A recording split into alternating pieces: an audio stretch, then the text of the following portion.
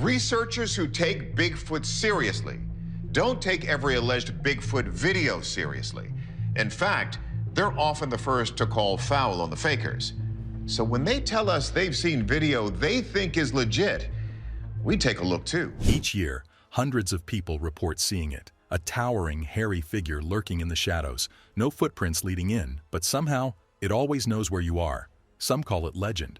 Some dedicate their entire lives to chasing it. But what happens when the hunter becomes the hunted? Let's find out. Because the truth is, these sightings aren't always from thrill seekers or storytellers. They come from hikers, campers, researchers, people who were never looking for Bigfoot in the first place. But something found them. And once you've seen it, once you've felt it watching you from the trees, you're never quite the same again. Not what they expected. They hadn't set out to chase legends. There were no camera crews, no high-tech gear, no maps marked with red circles. Just a walk in the woods, a quiet escape from routine. The kind of day where the world fades away, and all that's left is the sound of your footsteps and the wind in the trees. The forest had welcomed them at first. Serene, calm, familiar. But that peace shattered like glass. Out of nowhere, the silence was torn apart by a sound they couldn't place. They froze. It wasn't the voice of any animal they knew. Not a bird, not a predator, not something that belonged in those woods. The sound didn't fit the landscape. It didn't fit anything they'd heard before. And that's what made it terrifying. Because the unknown always is. They stood there, caught in the thick of stillness and shock.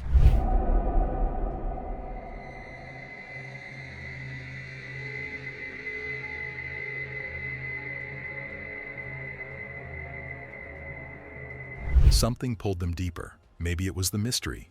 Maybe it was denial, or the false belief that they were in control. So they kept walking, unaware that with every step, they weren't just moving forward, they were crossing a line, and there would be no turning back. As they moved deeper into the forest, the atmosphere shifted. The path beneath their boots felt heavier somehow, like the air itself had thickened. With every step, the sense of unease grew because something was changing in the terrain. And then they saw it. It was a footprint, massive, sunken deep into the damp soil, wider and longer than any human or known animal could have made. Not a fluke or a distorted patch of mud. It was distinct. They weren't random. These prints formed a path, evenly spaced, stretching ahead like a breadcrumb trail left by something that didn't care to hide. It wasn't fleeing. It was moving with intent, confidence. The kind of confidence only a predator has in its own territory. But the strangest part? The forest was still, unnaturally so. No rustling from birds or squirrels, no crackling branches in the distance, just silence and that slow burn of dread rising in their stomachs. The feeling that they weren't alone, that something unseen was keeping pace, just out of view. A witness comes forward. Doug Teague wasn't out there looking for monsters. He wasn't chasing myths or chasing headlines. He was simply doing what he always did, checking his trail cameras in the woods near his home in North Carolina. He's moving. He's moving, he's moving, he's moving. Daisy, come here. Daisy, come here. It was a routine task, familiar, harmless. With his loyal dog Daisy padding alongside him, there was nothing unusual about the day, until there was. At first, it was just a quiet moment, nothing alarming. In fact, Doug might have appreciated it, the kind of stillness that makes the woods feel untouched. But this silence, it didn't sit right. It was too quiet. The birds had stopped chirping. The wind seemed to hold its breath. No rustling, no movement, just a blanket of silence, thick and unnatural, that clung to the trees like fog. Doug slowed his pace. Something was wrong. And then came the sound. It wasn't random. It wasn't distant. It was close, sharp, deliberate knocks echoing through the trees. At first he brushed it off.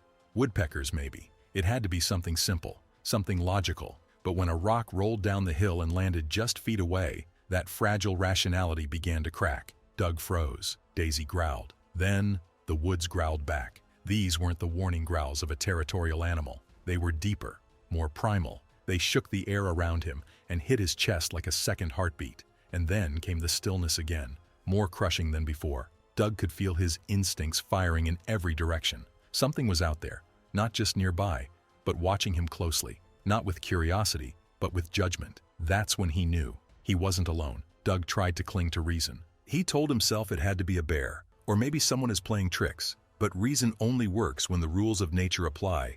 And in that moment, the forest had no rules. The grunts weren't just noises. They were messages, communicated not through words, but through the undeniable language of intimidation. They reverberated off the trees and into his bones. Something wasn't just nearby, it was aware of him, and it was not happy. Then he saw it. Partially hidden among the thick underbrush stood a figure that defied explanation. It was massive and stood upright, covered in thick fur. Its shoulders were too broad, its posture too human, and yet it was neither man nor beast. Its presence dominated the clearing, like the trees themselves bent away from it. Doug's instincts screamed at him to look away, but he couldn't. The creature wasn't curious. It wasn't confused or startled. It was staring, unmoving, unblinking, watching him like a trespasser who'd wandered into sacred ground.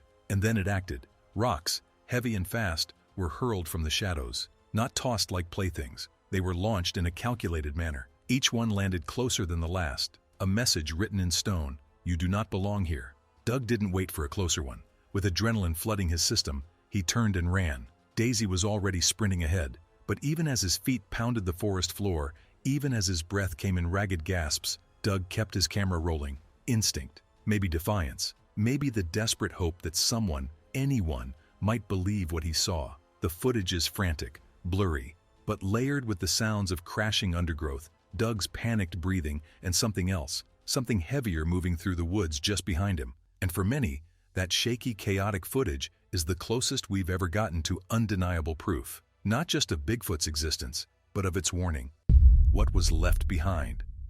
Most people would have left those woods behind for good. After all, Doug had been driven out by something not just powerful, but hostile. Something that hurled rocks with force and precision, that stared from the trees with cold, territorial fury. To return to that place would have felt unthinkable to most. But Doug Teague wasn't most people. He didn't return trembling. He returned searching. Not for thrills, not for fame, for answers. Whatever fear lingered in his gut was overshadowed by a deeper pull, the need to understand what he had seen, what had started at him. When he arrived, the forest seemed oddly still, not threatening this time, but hushed, as if it had exhaled, as if the woods were waiting. Then he saw them. Footprints, enormous sunken prints that seemed pressed into the earth by something impossibly heavy, each one perfectly formed.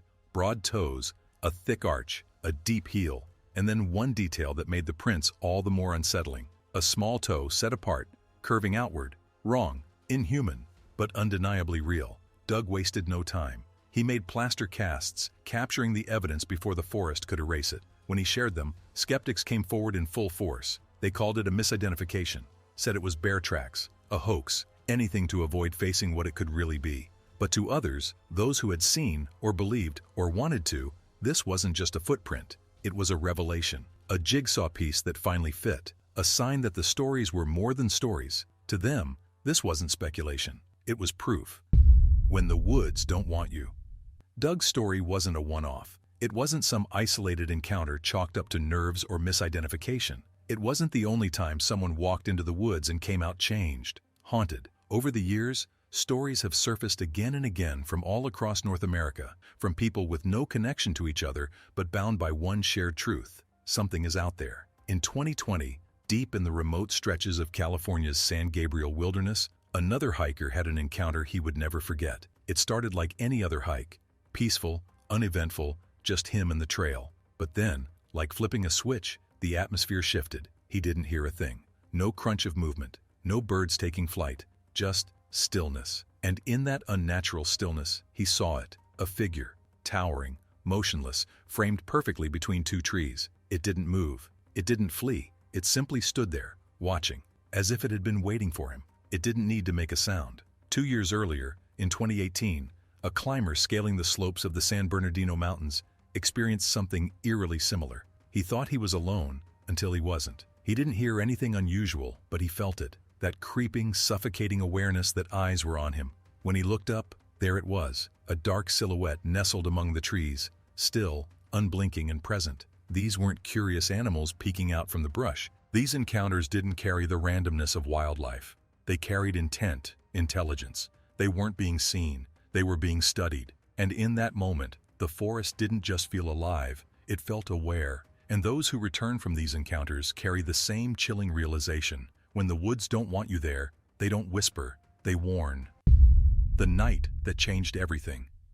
It was supposed to be just another quiet night in the woods. The camper, who was experienced, seasoned, and unshaken by the wild, had ventured deep into the forests of Oregon in 2019. He knew the terrain. He knew the wildlife. He wasn't the kind to scare easily, but no amount of experience could prepare him for what the forest had in store that night. It started with the silence, not the comforting hush of solitude, but a heavy, unnatural stillness, the kind that presses against your ears and makes your heart beat louder in your chest. The woods weren't sleeping.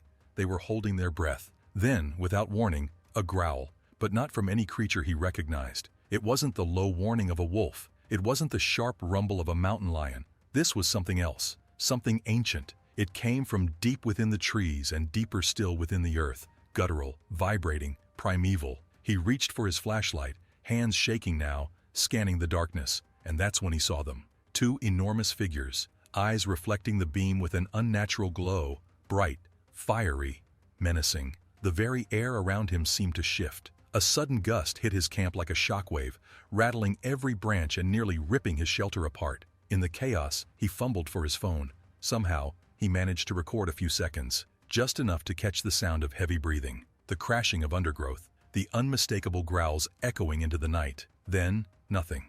By morning, the damage was undeniable. His camp was destroyed, supplies scattered, gear mangled. But when he looked around for evidence, tracks, signs, anything, it was all gone. Not a single print, not a broken branch out of place. No trace, no proof, only the memory and the fear that never left him. There's something more to these stories than just fear or chance encounters. The deeper you look, the clearer it becomes. These creatures aren't just acting on instinct. They're planning, choosing, watching. Each encounter carries a thread of calculation, as if every movement is deliberate, as if you're not just being seen, you're being studied. Some theorize that coyotes follow Sasquatch to scavenge leftovers from its kills. It sounds plausible. Nature is full of such opportunists. But others, they see it differently. They believe the relationship is reversed, that Sasquatch uses coyotes not as pests, but as tools, as distractions, as bait. Maybe they lure people in by drawing attention to the sounds of yipping and howling. Maybe they use the chaos to mask their own silent movements through the trees. Maybe they're always one step ahead, always calculating risk versus reward. Because this isn't just a wild animal we're talking about. This is something that knows how to stay hidden, how to manipulate its environment, how to hunt with intelligence. It selects when to appear, when to vanish, when to scare, and when to strike. It's not reacting. It's controlling the entire encounter from the shadows, playing the long game. It understands timing, distance, weakness, patience, and that stare. Those witnesses who've locked eyes with it describe a gaze that's not wild, but calculating, cold, purposeful, focused. A gaze that doesn't flinch, doesn't blink. It's not looking at you with curiosity. It's looking through you, measuring, sorting threat from prey, as if deciding whether you're worth chasing or sparing. And perhaps that's the most terrifying part. Not just that it exists, but that it thinks, that it watches, that it waits. And when it moves, it's already too late. England's hidden secret. When people think of Bigfoot, they picture the misty forests of Oregon or the snowy peaks of Washington state, not the rolling hills of the English countryside. The legend feels rooted in North America, tied to towering redwoods and sprawling wilderness. But shadows aren't confined by borders, and neither, it seems, is Bigfoot. In 2021, as the world shut down under the weight of a global pandemic, British Bigfoot researcher Lee Brickley did the unthinkable. While most people stayed indoors, Lee stepped into the unknown. He set his sights on Cannock Chase Forest, a dense woodland in Staffordshire, known not just for its beauty, but for its darkness. For decades, locals had whispered about what lived among those trees. Tales of black-eyed children, ghostly apparitions, disappearances without explanation. It was a place soaked in unease. Lee wasn't interested in ghost stories. He was hunting for something tangible, and he found it. Massive footprints, over 40 centimeters long, pressed into the soft earth, not distorted or melted away by time. With distinct toes and a clear heel impression, they looked more like fossilized relics than anything fresh. But they were new. Undeniably new. Skeptics offered their usual explanations: bears, hoaxes, misidentifications. But there were no bears in Cannock Chase, and Lee had seen too many hoaxes to confuse the two, so he returned. 1 month later, he walked the same trail and stumbled onto something that would shake him more than any footprint ever could. A deer, or what was left of it. Its throat had been torn open, jagged and deep, as if clawed by something with unimaginable force. Its body was riddled with bite marks, not like those of a fox or dog, but of something much larger, something that killed with intent and violence. There was no blood trail, no drag marks. It looked like the kill had happened fast and ended faster. Lee stood over the broken animal, his breath catching in his throat, and understood with chilling clarity. He wasn't following a rumor. He wasn't collecting stories to fill a book. He was on the trail of something real, something that didn't want to be found, and judging by the savagery left in its wake, something that had finally run out of patience. Cannock Chase is no ordinary forest. Tucked away in the heart of Staffordshire, England, it looks serene at first glance, a patchwork of winding trails, lush greenery, and ancient trees. But those who know its history speak of something else entirely. This forest breathes differently. It holds secrets. Since the 1800s, unsettling tales have clung to its name like mist through the branches. Locals whisper about black-eyed children appearing along the trails, silent and motionless, vanishing just as quickly as they arrive. Others tell of spectral black dogs with burning eyes that stalk travelers before disappearing into the undergrowth. There are even reports of disembodied screams in the dead of night, echoing through the trees with no source in sight. But as haunting as those legends are, they pale in comparison to what has emerged in more recent years. A creature, unlike anything folklore had prepared them for. Too massive to mistake for a man, too quick to be caught, too cunning to be cornered. It leaves behind colossal footprints in the mud, only to disappear into the forest without a trace, vanishing as if it had never been there at all. No patterns, no logic, just brief, terrifying glimpses and the crushing silence that follows. Still, despite the fear, the mystery pulls people in. Lee Brickley was one of them. But Lee didn't come armed with only belief. He came with a plan. With each visit, he gathered more than just stories. He collected hard data, photographs of footprints, and even DNA evidence. His approach was methodical, scientific, and what he uncovered refused to be dismissed. He compiled years of findings into his book, On the Hunt for the British Bigfoot, a work that doesn't just tell a story, but builds a case. A record of repeated encounters and physical signs that something very real calls Cannock Chase home. Yet for every answer he thought he uncovered, two more questions rose to take its place. Because the deeper Lee ventured, the more the forest seemed to close in, as if it were protecting something, as if it were watching. And whatever that something is, it doesn't want to be found. The frozen prints of Everest. If there's one place you wouldn't expect to find traces of Bigfoot, it's on the icy slopes of the world's tallest mountain. But what exactly are we supposed to expect when dealing with the unexplained? In 1951, renowned explorer Eric Shipton was making his way through the frozen wilderness of Mount Everest. Hardened by years of adventure, he wasn't easily startled, but then he saw them. Massive footprints stretching across the snow, not faint impressions or scattered marks. These were deep, deliberate, and impossible to ignore. Shipton did what any seasoned explorer would do. He documented it. He took photographs of the prints, carefully placing his ice axe beside one for scale. The result? A staggering image showing a 13-inch footprint embedded in pristine snow. No animal native to that altitude, well above the tree line, could have left such a mark. Up there, where nothing should survive, something had walked. Speculation exploded. Some called it evidence of the Yeti, a Himalayan cousin of Bigfoot. Others tried to dismiss it as bear tracks, distorted by the snow. But those who had climbed Everest knew there are no bears in the death zone. No unprotected humans could have survived long enough to fake such a trail. And just as mysteriously as they appeared, the prints vanished. The trail ended abruptly. There was no explanation, no signs of where the creature had gone. Yet the photographs remained. And for decades, they've continued to fuel debate, wonder, and an uneasy fascination with what might still walk the highest peaks of our world. For decades, maybe even centuries, we've looked for answers. Photos, videos, footprints. Each clue leads to more questions. Each step forward reveals a darker path. Bigfoot isn't just a creature, it's an idea, a riddle that refuses to be solved. Maybe that's why people keep going into those woods. Why do they return, even after being warned off? Why do they chase the danger, even when it leaves them shaken? Because deep down, we're drawn to what we can't explain. We're pulled toward the shadows, hoping to bring back even a sliver of truth. Is it real, or is it just the biggest mistake they'll ever make? Either way, they keep walking deeper.